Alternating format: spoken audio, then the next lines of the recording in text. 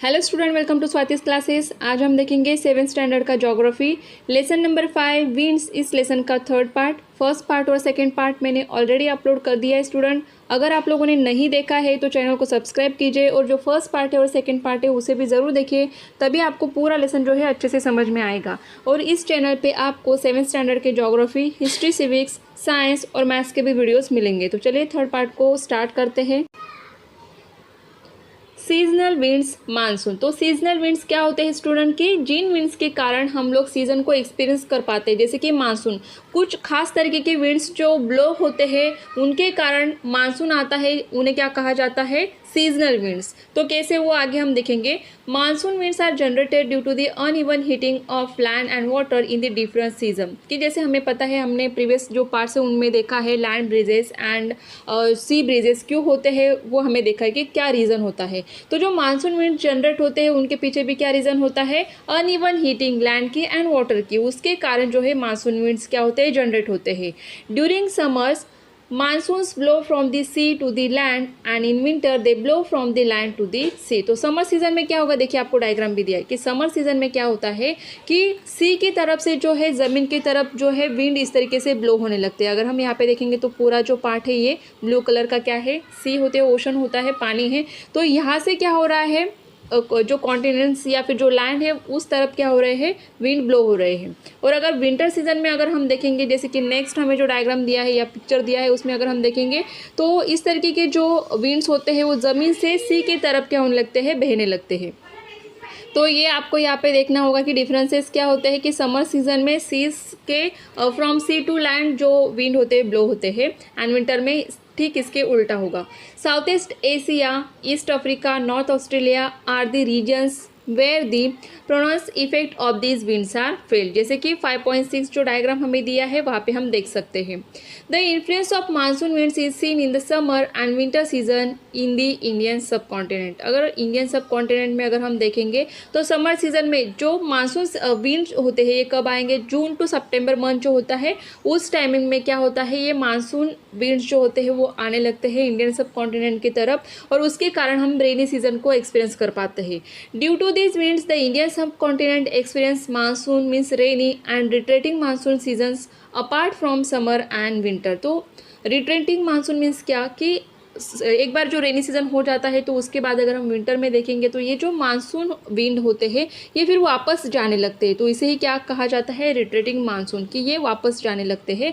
और अगर summer season के बाद जो रेनी सीजन स्टार्ट होता है तो उसमें क्या होता है? सी की तरफ से लैंड की तरफ इस तरीके से विंड आने लगते हैं, जो कि साउथ वेस्ट सीजनल विंड्स उन्हें कहा जाता है। और सीजनल विंड्स क्यों कहा जाता है? क्योंकि उनके कारण ही सीजन्स हम एक्सपीरियंस कर पाते हैं। अगर रेनी सीजन है तो क्यों आएगा? क्योंकि सी की तरफ से जो हवा आने लगती है, जो विंड ब्लो होने लगती है ज़मीन की तरफ, उसके कारण ही मानसून जो है वो हम फील कर पाते हैं और रेनी सीजन स्टार्ट होता है। अगर विंटर सीजन की बात करेंगे तो उस टाइम में जो विंड ब्लो होते हैं वो लैंड टू सी ब्लो होने लगेगी, जिसके कारण हम क्या करते हैं? विंटर सीजन महसूस कर पाते हैं या फिर फील कर पाते हैं। जैसे कि आपको यहाँ पे दिया है पिक्चर में, तो इक्वेटोरियल लो प्रेशर बेल्ट जो पिंक कलर में आपको दिया है वो है, and mid latitudinal high pressure belt जो है वो येलो कलर में आपको दिया है कि high pressure to low pressure फिर क्या हो रहा है? इस तरीके से विंड ब्लो हो रहे हैं, जो रीज़न हमने प्रीवियस पार्ट में भी देखे हैं। Monsoon winds are in fact sea and land breezes blowing on a large scale. Actual में मानसून विंड्स होते क्या है?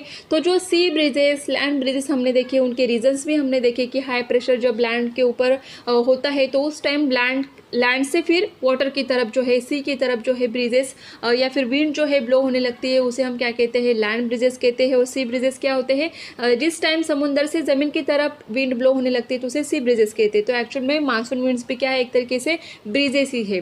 Most of the precipitation in the Indian subcontinent is the effect of monsoon winds. और most जो Indian subcontinent में monsoon winds होते हैं वो किसके कारण? प्रेसिपिटेशन जो होता है उसके कारण हमें दिखाई देगा।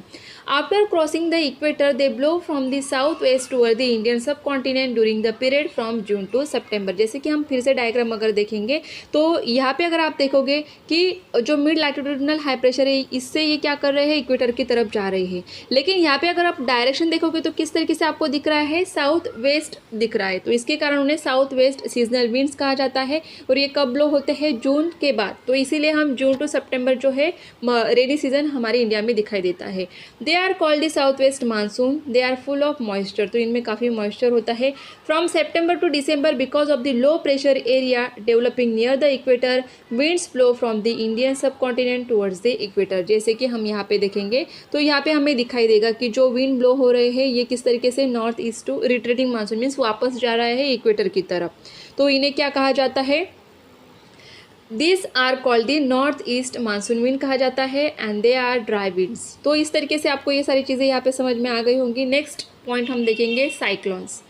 Cyclonic conditions are created when a low pressure area is surrounded by high pressure area. तो साइक्लोन्स कब फॉर्म होते हैं, जबकि कोई रीजन है जहाँ पे लो प्रेशर है and surrounded by high pressure, उसके सराउंडिंग में सारी तरफ से क्या होगा, कौन सा प्रेशर होगा, हाई प्रेशर होगा, उस टाइम साइक्लोन फॉर्म होते हैं।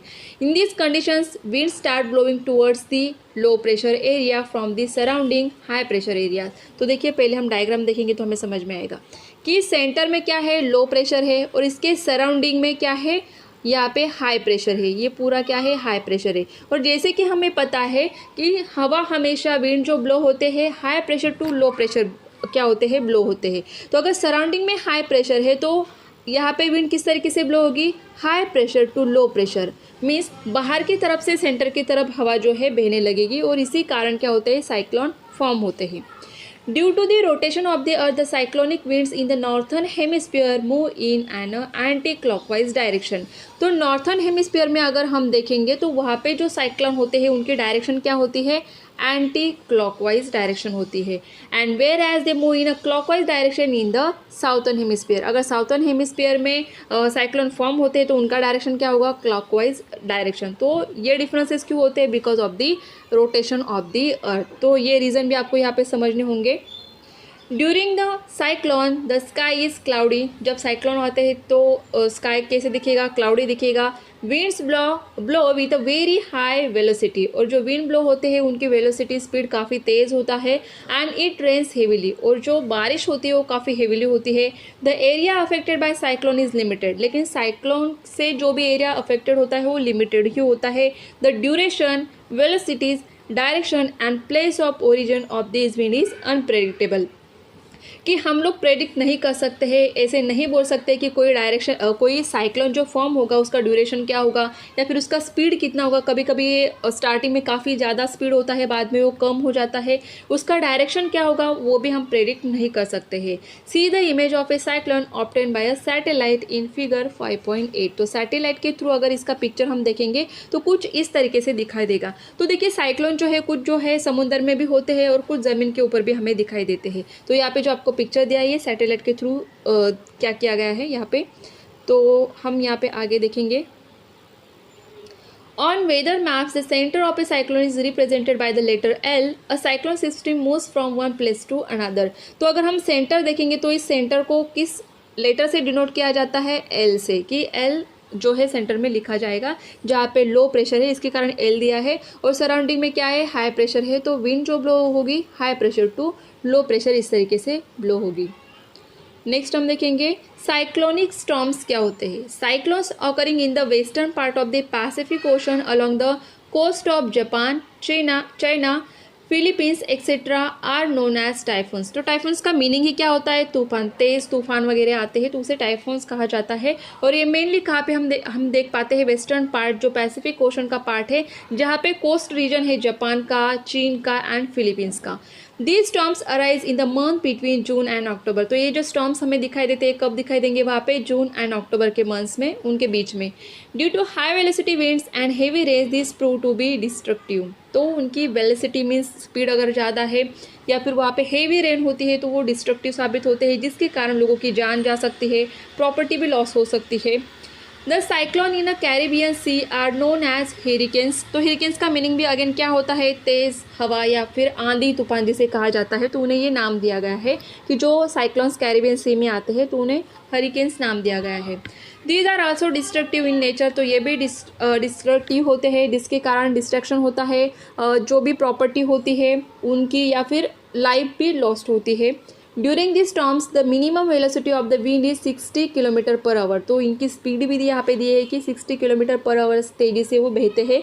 Cyclones are also originate in the temperate zone but they are not so powerful and hence are not destructive.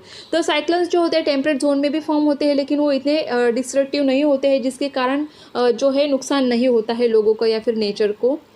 Anti cyclones क्या होता है? Under specific atmospheric condition the air pressure in a particular region increases and the pressure in the surrounding areas remain low. तो यहाँ पे क्या है, जो cyclones हमने देखी थी उनकी जो कंडीशंस थी उनके ठीक अपोजिट कंडीशंस एंटी साइक्लोन में हमें दिखाई देगी कि यहाँ पे सेंटर जो है वहाँ पे हाई प्रेशर होगा और उसकी सराउंडिंग में लो प्रेशर होगा। तो यहाँ पे किस तरीके से विंड ब्लो होगी? सेंटर टू जो बाहरी जो एरिया होगा उसकी तरफ क्या होती है? विंड ब्लो होगी।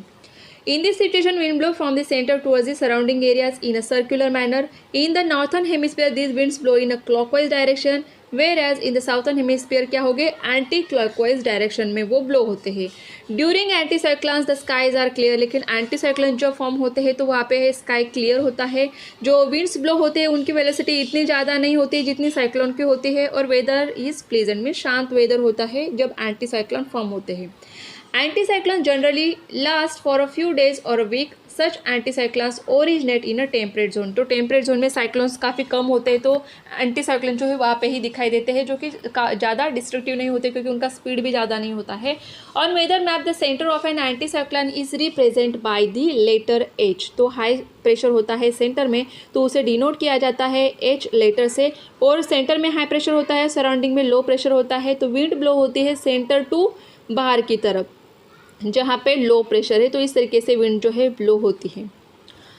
Anti cyclones are vividly experience in a high pressure belt. तो ये सबसे ज़्यादा कहाँ पे देखे जाते हैं? जहाँ पे हाई प्रेशर बेल्ट्स होते हैं। Winds in this region are always moving out and hence the rainfall in such areas is quite low. तो इसके कारण जो है रेनफॉल वहाँ पे क्या होता है? कम होता है। नेक्स्ट हम देखेंगे नेमिंग द साइक्लोन्स। तो आपको भी पता है कि जो साइक्लोन्स आते हैं तो उनको कुछ ना कुछ तो नाम दिए जाते हैं। Cyclones occurring in different parts of the world are assign different names. तो हर एक रीजन में जिस रीजन में आता है तो उसके हिसाब से ही या फिर उसी रीजन के अकॉर्डिंग उसे नाम दिया जाता है। List of name is prepared for each of the ocean और इट्स पार्ट, कि जिस ओशन में आता है तो उसके अकॉर्डिंग उसे नाम दिया जाता है। Names in the list are suggested by the countries in the region of that ocean. If the wind speed in the storm exceed 33 knots means 60 kilometre per hour होता है, the cyclone is assign a name. तो इससे ज़्यादा speed है या फिर इतना speed अगर होता है साइक्लोन का तो उसे कुछ ना कुछ नाम दिया जाता है। Names make it easier for us to remember a particular storm. तो देखिए अगर साल भर में 1-2 साइक्लोन आते हैं तो हमें कैसे पता चलेगा? अगर 4 साल बाद हम किसी साइक्लोन के बारे में अगर बात करते हैं तो हमें कैसे पता चलेगा? तो इसके लिए साइक्लोन को अगर नाम दिया जाता है तो हम इजीली रिमेंबर कर पाते हैं कि हाँ इस नाम का कोई साइक्लोन आया था जिसके कारण काफ़ी नुकसान हुआ था। तो इसके लिए साइक्लोन्स को भी नाम दिए जाते हैं। तो आई होप स्टूडेंट आपको इस लेसन में जो भी दिया है कि किस तरीके से जो एयर प्रेशर है जिनके कारण सी ब्रिजेस लैंड ब्रिजेस फॉर्म होते हैं ये हमने देखा, या फिर हाई प्रेशर लो प्रेशर के कारण किस तरीके से चेंजेस होते हैं वेदर में वो हमने देखा, या फिर हमने देखा कि सीजनल विंड्स जो होते हैं उनके कारण मानसून किस तरीके से आता है। तो ये सारे जो इंपॉर्टेंट टॉपिक्स है वो हमने यहाँ पे डिस्कस किए हैं, और आई होप आपको पूरा लेसन अच्छे से समझ में आया होगा। इसके लिए आपको पार्ट 1, पार्ट 2 एंड पार्ट 3 तीनों भी पार्ट अगर आप देखोगे तो आपको सारी चीज़ें क्लियर हो जाएगी। अगर आपको ये वीडियो अच्छा लगा हो वीडियो को लाइक ज़रूर कीजिए, और चैनल को अगर आपने सब्सक्राइब नहीं किया होगा तो सब्सक्राइब भी कीजिए, और जो बेल आइकन का बटन है उसे भी प्रेस कीजिए, जिससे क्या होगा कि जो आने वाली वीडियोज़ है उसका नोटिफिकेशन आपको टाइम पे मिल जाएगा।